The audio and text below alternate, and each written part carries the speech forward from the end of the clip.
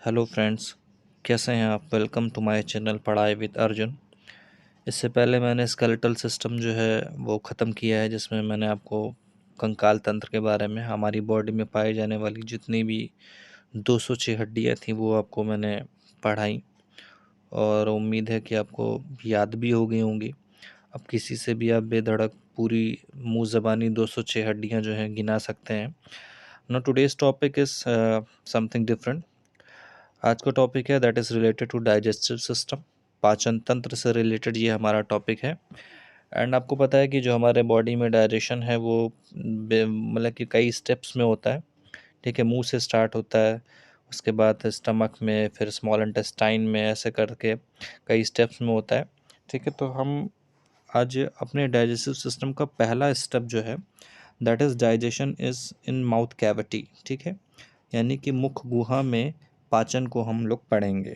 ठीक है, और आपको पता है कि पाचन की जो पहली प्रथम क्रिया है वो मुख गुहा से ही प्रारंभ हो जाती है। ठीक है, याद रखिएगा कि जैसे ही हम भोजन का निवाला अपने मुंह में डालते हैं, वहाँ से ही अपने मुंह से ही उसको पचाने की जो प्रक्रिया है, जो प्रोसेस है वो स्टार्ट हो जाता है। ठीक है, नेक्स्ट आगे वीडियो देखते हैं कि पाचन कितने प्रकार का होता है।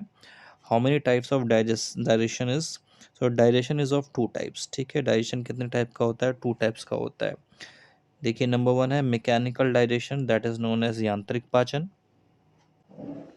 और दूसरा जो है केमिकल डाइजेशन, जिसको बोलते हैं रासायनिक पाचन। तो दो तरीके के पाचन होते हैं, मैकेनिकल डाइजेशन होता है और केमिकल डाइजेशन होता है। ठीक है, अब मैकेनिकल से आपको समझ में ही आ रहा होगा कि मैकेनिकल में कुछ कार्य करना पड़ता है। ठीक है, तो आइए देखते हैं मैकेनिकल डाइजेशन में क्या क्या होता है। ठीक है, तो मैकेनिकल डाइजेशन में अब देखिए पहला नंबर क्या है, मैस्टिकेशन ऑफ द फूड, यानी भोजन को दांतों द्वारा चबाया जाना। ठीक है, पहले आप जैसे ही भोजन डालते हैं तो क्या करते हैं, पहले भोजन को चबाते हैं दांतों के द्वारा, और काटने के लिए इंसीजर्स जो दांत होते हैं उनका प्रयोग करते हैं। मोलर प्री मोलर जो होते हैं वो आपको भोजन को चबाते हैं। तो सबसे पहले भोजन को चबाया जाएगा, कि दांतों के द्वारा भोजन को चबाया जाएगा। और एज सुन एज आपके मुंह में जैसे ही भोजन आता है, तो कुछ सलेवरी ग्लैंड से जो है लार जो है, जो सलाइवा है, वो सिक्रीट होना शुरू हो जाता है। तो नेक्स्ट प्रोसेस क्या होगा, पहला क्या होगा मैस्टिकेशन, दूसरा क्या होगा liquefying the food with digestive enzymes, यानी कि पाचक एंजाइम द्वारा भोजन को तरल बनाना। ठीक है, क्योंकि आपको पता है कि अगर ये लार नहीं होगी तो आप भोजन को निगल नहीं पाएंगे, जो कि नेक्स्ट प्रोसेस है। ठीक है, नेक्स्ट प्रोसेस क्या है, स्वेलोइंग, क्योंकि भोजन को निगलने के लिए उसका तरल होना बहुत ज़रूरी है, वरना वो आपके गले में और जाके आपके फूड पाइप में अटक जाएगा। ठीक है, तो इसीलिए यहाँ पर ये जो सलाइवा होती हैं, सलाइवरी ग्लैंड से जो सलाइवा निकलती है, यानी कि जो लार होती है, ये भोजन में मिक्स हो जाती है। ठीक है, और उसको क्या करती है, लिक्विफाइड करती है, तरल बनाती है। ठीक है, जैसे ही लिक्विफिकेशन हो जाएगा तो नेक्स्ट प्रोसेस क्या होगा, स्वेलोइंग। ठीक है, नेक्स्ट प्रोसेस क्या होगा, स्वेलोइंग, भोजन को आप निगलेंगे। ठीक है, उसके बाद भोजन क्या होगा, ये फेरिंग्स और ईसोफिगस से होता हुआ आपके स्टमक में जाएगा। तो कैसे जाएगा, that will be go through the peristalsis movement. ठीक है, पेरिस्टालिटिक मूवमेंट होता है, क्रमानुकुंचन गति होती है, यानी कि धीरे धीरे करके जो फूड होता है वो आपकी फूड पाइप यानी ईसोफिगस से होता हुआ स्टमक में जाता है। तो वो किस मूवमेंट के थ्रू जाता है, पेरिस्टालिसिस मूवमेंट, क्रमानुकुंचन गति के थ्रू जाता है। तो आपको समझ में आ गया, मैकेनिकल डाइजेशन में ये चार स्टेप्स बहुत ज़रूरी हैं, इसको याद रखिएगा। फर्स्ट इज़ भोजन को चबाना, नेक्स्ट लिक्विफाइंग द फूड, भोजन को तरल बनाना एंजाइम्स के द्वारा। ठीक है, नेक्स्ट है स्वेलोइंग, यानी कि निगलना। उसके बाद पेरिस्टालिसिस मूवमेंट, क्रमानुकुंचन गति, जिसके थ्रू आपका जो फूड है वो धीरे धीरे इसोफेगस से होता हुआ स्टमक में चला जाएगा। ठीक है, नाउ अब पढ़ते हैं केमिकल डाइजेशन। ठीक है, जो आपने मैकेनिकल तो पढ़ लिया, अब केमिकल डाइजेशन क्या होता है। तो केमिकल डाइजेशन का मतलब ही है कुछ रासायनिक क्रियाएं होंगी हमारे भोजन के साथ। तो इसका मतलब क्या हो, it refers to the action of enzyme on food. अब क्या होगा, जो एंजाइम्स हैं वो अपनी क्रिया शुरू करेंगे फूड पर। ठीक है, जैसे ही फूड आएगा उसके साथ वो क्रिया करना शुरू करेंगे। तो इसमें हम देखते हैं केमिकल डाइजेशन में होता क्या क्या है। ठीक है, देखिए अगर आपको केमिकल डाइजेशन पढ़ना है तो आपको ये याद रखना ज़रूरी है कि जो मैमल्स होते हैं, ठीक है, मैमल्स यानी कि जो स्तनधारी जंतु होते हैं, अगर मैमल्स आपको नहीं पता है तो एक जल्दी से मैं आपको बता दे रहा हूँ, आपने वर्टिब्रेट्स पढ़ा होगा। ठीक है, वर्टिब्रेट्स वर्टिब्रेट्स मतलब जो कशेरुक दंडों वाले जो आपके जीव होते हैं, ठीक है। तो कशेरुक जिनके पास रीढ़ की हड्डी होती है, ठीक है। तो जो मैमल्स होते हैं, ठीक है, तो वर्टिब्रेट्स में आपके वो जंतु आते हैं जिनके पास कशेरुक दंड होती है। तो किनके पास होती है? मैमल्स होती हैं, फिश होती हैं, ठीक है, एम्फीबियंस हो गए, रेप्टाइल्स हो गए, ठीक है, और बर्ड्स हो गए, ठीक है। ये हम पढ़ते हैं वर्टिब्रेट्स में, फिश, एम्फीबियन, रेप्टाइल, बर्ड्स और मैमल्स, ठीक है। तो मैमल्स की बात कर रहा है, कशेरुक जंतु की बात कर रहे हैं। तो होता क्या है कि मैमल्स में, ठीक है, मैमल्स में पाचन की शुरुआत मुख गुहा से ही शुरू हो जाती है। बक्कल कैविटी से या माउथ कैविटी से ही भोजन पचना शुरू हो जाता है, ठीक है, याद रखिएगा, ठीक है। ये क्वेश्चन पूछा जाता है, ठीक है। अब होता क्या है कि सबसे पहले दांतों द्वारा भोजन को चबाया जाएगा। तो जैसे ही भोजन को दांतों द्वारा चबाया जाएगा तो हमारे मुंह में, हमारे माउथ में 3 पेयर्स ऑफ जो सैलिवरी ग्लैंड्स पाई जाती हैं, ठीक है, याद रखिएगा। 3 पेयर जो होती हैं वो सैलिवरी ग्लैंड्स होती हैं, सबमैंडिबुलर होती हैं, सबलिंगुअल होती है और पैरोटिड ग्लैंड होती है, ठीक है। ये 3 जोड़ी दोनों तरफ, दाहिने तरफ और लेफ्ट तरफ, दोनों तरफ पाई जाती है, ठीक है। आपका जो मुंह होता है, ठीक है, तो यहाँ पे पैरोटिड ग्लैंड होती है, ठीक है, दोनों तरफ होती है। यहाँ मैंडिबुलर ग्लैंड होती है, उसके बाद सबलिंगुअल, यहाँ पर सबलिंगुअल ग्लैंड होती है। तो ये 3 जोड़ी जो है ग्लैंड पाई जाती हैं, जिसमें से सलाइवा जो है वो क्या होता है, सिक्रीट होता है, ठीक है। अब ये क्या होगा, ये सलाइवा जो है ये हमारे भोजन से क्या हो जाएगा, मिक्स हो जाएगा, ठीक है। तो याद रखिएगा, the food which is chewed by the teeth and which is mixed with the saliva in the buccal cavity is known as bolus. ये क्वेश्चन बहुत पूछा जाता है कि बोलस किसे कहते हैं, ठीक है। तो याद रखिएगा, what is bolus? Bolus is the chewed food, the food that you have churned with your teeth and which is mixed by the saliva, जो सलाइवा के साथ मिक्स हो गया है, चबाया गया है, और बक्कल कैविटी में जिसको चबाया गया है और बक्कल कैविटी में वो सलाइवा के साथ मिक्स हो गया है, उसी को क्या बोलते हैं, बोलस, यानी कि निवाला, ठीक है। उसी को बोलस बोलते हैं, ठीक। अब कुछ पॉइंट्स डेली जो आपको याद रखना ज़रूरी है, क्या है कि जो डेली सिक्रीशन ऑफ सलाइवा है, याद रखिएगा कि हमारे मुंह में डेली 1 से लेके 1.5 लीटर तक जो है वो लार क्या है, स्रावित होता है, सलाइवा का सिक्रीशन होता है, ठीक है। नेक्स्ट देखिए पॉइंट क्या है कि पीएच, ठीक है, पीएच मान अगर देखा जाए तो 6.8 होता है, सलाइवा का कितना होता है, 6.8 होता है, स्लाइटली एसिडिक होता है, ठीक है, थोड़ा सा अम्लीय होता है, ठीक है। नेक्स्ट पॉइंट देखिए क्या है कि मुख गुहा में केवल स्टार्च का पाचन होता है, ठीक है। याद रखिएगा कि हमारा जो मुंह है, ठीक है, मुंह में प्रोटीन, लिपिड, फैट इन सब का पाचन नहीं होता है, सिर्फ स्टार्च यानी कि कार्बोहाइड्रेट का पाचन ही मुख गुहा में होता है, ठीक है। क्या होता है, तो देखते हैं क्या होता है। तो याद रखिए कि सलाइवा जो होती है, जो हमारे मुंह में सिक्रीट होती है, उसमें एक स्टार्च स्प्लिटिंग एंजाइम, ठीक है। देखिए हमारे मुंह में जैसे ही भोजन जाता है तो उसको एक एंजाइम सिक्रीट होता है जिसका नाम है टाइलिन, ठीक है। टाइलिन सिक्रीट कहाँ से होता है? अभी हमने को बताया कि 3 जोड़ी आपके पास सलाइवरी ग्लैंड होती हैं, तो उनमें से एक होती है पैरोटिड, ठीक है, याद रखिएगा पैरोटिड, ठीक है। पी से पैरोटिड होता है और पी से टाइलिन भी शुरू होता है, ठीक है, याद रखिएगा। पैरोटिड ग्लैंड से टाइलिन जो है एक ये एंजाइम है जो सिक्रीट होता है, और इस टाइलिन का दूसरा नाम क्या है, सलाइवरी अल्फा अमाइलेज, ठीक है, याद रखिएगा, सलाइवरी अल्फा अमाइलेज ये इसका एक और नाम है जिसको टाइलिन का दूसरा नाम है, ठीक है। कहाँ से सिक्रीट होता है? पैरोटिड ग्लैंड से, और इसी को ही बोलते हैं स्टार्च स्प्लिटिंग एंजाइम, ये स्टार्च को तोड़ने का काम करता है, ठीक है। आगे देखिए क्या है, टाइलिन केवल पके हुए स्टार्च पर ही कार्य करता है। याद रखिएगा कि टाइलिन जो है वो राइप्ड फूड यानी कि जो पक चुके हैं, और कुक्ड फूड यानी कि जिनको पकाया जा चुका है, बस उन पर ही कार्य करता है, ये कच्चे स्टार्च को डाइजेस्ट नहीं करता है, ठीक है। तो क्वेश्चन यहाँ पे वन मोर इम्पॉर्टेंट क्वेश्चन क्या है कि जो टाइलिन है वो केवल पके हुए राइप्ड और कुक्ड फूड पर ही काम करता है, ये कच्चे स्टार्च को, कच्चे मतलब कि कार्बोहाइड्रेट को डाइजेस्ट नहीं करता है, ठीक है। अब होता क्या है कि ये जो टाइलिन होता है, ठीक है, ये टाइलिन क्या करता है, स्टार्च में उपस्थित, ये क्वेश्चन पूछा जाता है, 1,4 अल्फा लिंकेजेस का हाइड्रोलिसिस यानी कि अपघटन करता है, ठीक है। तो टाइलिन क्या करता है, ये क्वेश्चन याद रखिएगा कि टाइलिन हाइड्रोलिसिस करता है, अपघटन करता है, किसका? स्टार्च में उपस्थित 1, ठीक है, फर्स्ट और फोर्थ अल्फा लिंकेजेस का क्या करता है, हाइड्रोलिसिस करता है। और जब हाइड्रोलिसिस करता है तो कोई नई चीज़ बनती है, क्या बनती है? माल्टोज बनती है, माल्टोट्रियोज बनती है और अल्फा लिमिट डेक्स्ट्रिन का निर्माण होता है। ठीक है, 3 चीज़ें बनती हैं या बन सकती हैं। पहला क्या है, माल्टोज है, दूसरा माल्टोट्रियोज है, अल्फा लिमिट डेक्स्ट्रिन है। याद रखिएगा माल्टोज क्या है। ठीक है, आपने सैकराइड पढ़ा होगा, तो माल्टोज एक डाइसैकराइड है। ठीक है, और ये माल्टोट्रियोज, ट्रियोज से पता चल रहा है कि माल्टोट्रियोज एक ट्राइसैकराइड है।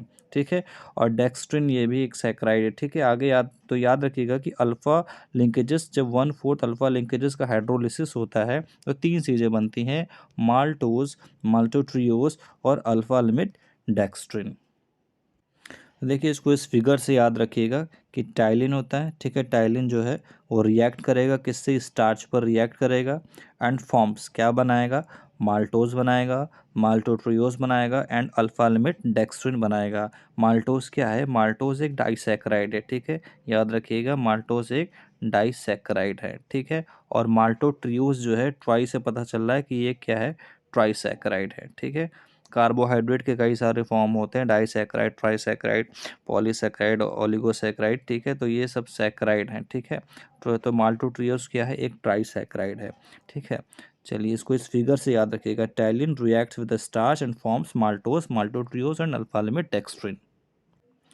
नाउ नेक्स्ट पॉइंट देखिए क्या है, only 30% starch is digested in buccal cavity by the ptyalin. ठीक है, आपको पता है कि पैरोटिड ग्लैंड से टाइलिन सिक्रीट होता है। Ptyalin is also known as